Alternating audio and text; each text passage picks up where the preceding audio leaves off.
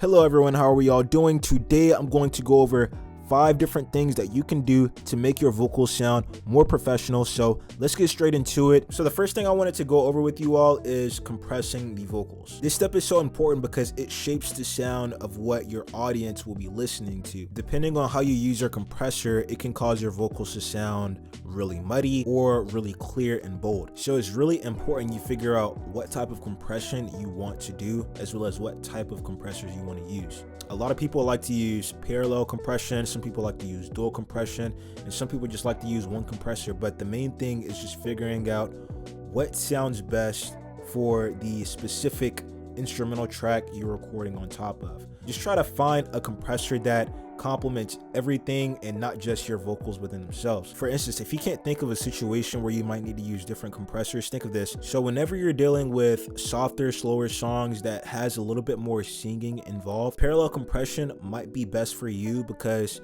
usually in situations like that, you want those vocals to sound as full as possible and in your face as possible, because it'll really give that audience the chills from whatever you're saying.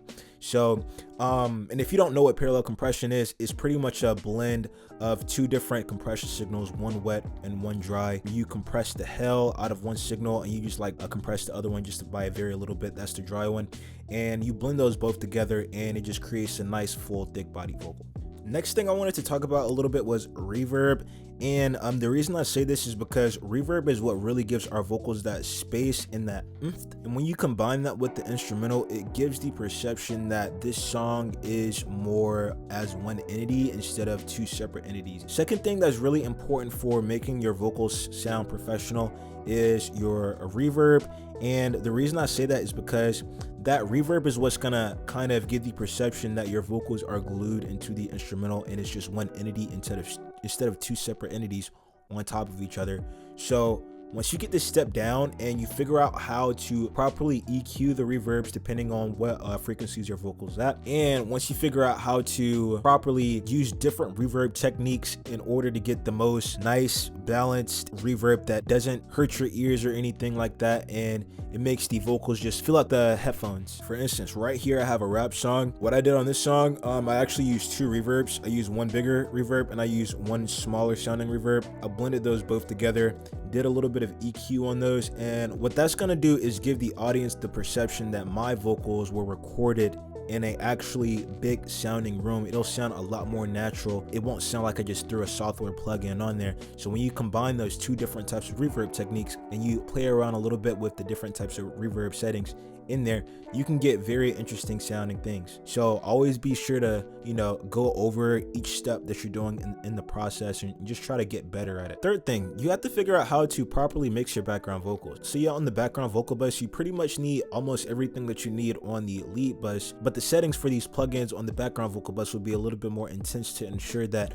our background vocals are sitting behind the lead vocals and just complementing the overall sound of our mix and not overwhelming anything. And with the background vocal bus, you have to get very creative in order to get it to actually sound good, because a lot of the times if you can't figure out how to properly mix your background vocals, it just doesn't sound good in the mix and you just want to delete it. But background vocals are there to make our mix sound more interesting than what it already is. So play around with this and figure out what exactly you need to do. 4, use some vocal ducking techniques. Now if you don't know what vocal ducking is, it's pretty much a method that allows us to duck the frequencies of our instrumental track behind our lead vocals to prevent any clashing frequencies, which overall make our vocals sound not as present in the mix. Using this method allows our vocals to sound a lot clearer and a lot more in tune with the actual instrumental track, which is nice. You will not need to use this in every single situation, but if you happen to be on like a really loud instrumental track where there's like a lot of crazy frequencies going on and it's hard for you to fit your vocals in there, this is a very, very, very excellent method for doing that. So number 5, the last thing I wanted to go over with you all is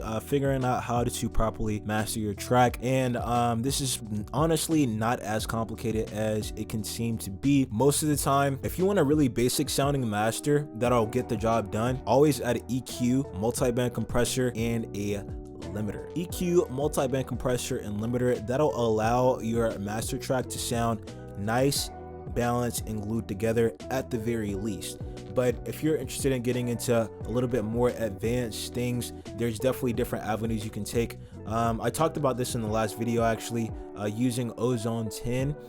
So Ozone 10 is really useful because it has almost every single mastering plugin that you need, which is very cool. And once you buy this thing, if you don't know anything about any of these plugins, they have like little guides inside of each little plugin that you can look at, and it'll help you understand exactly what they do, and you'll eventually learn how to use these plugins a lot better. So I highly suggest you guys try this. A few more things I like to use on my master, as you can see right here, is an imager. I like to use a dynamic EQ and a regular EQ. For my dynamic EQ, I kind of just control the low mid frequencies and the high mid frequencies in the mix to help that master sound a little bit more in tune together. Another thing I like to do is add an exciter. A lot of people don't like to add exciters. It just makes the song sound a little bit more in your face and exciting, especially when you have your song turned down in the car or something like that. It makes your mix just sound a whole lot more exciting versus without it, in my personal opinion. I don't see too many people use exciters on the master. That's why I had to throw it in here. But all right, everyone, those are my top 5 tricks to get your vocals to sound more professional. Now, if you're a beginner interested in learning how to mix your vocals with stock plugins inside FL Studio, hit the link in my description and I'll give you a detailed step-by-step guide, which I can guarantee will 5 times the speed in which you progress. But all right, everyone, I hope you got a lot of value out of this video. If you did, make sure you hit like and hit subscribe. I'll catch you all in the next one.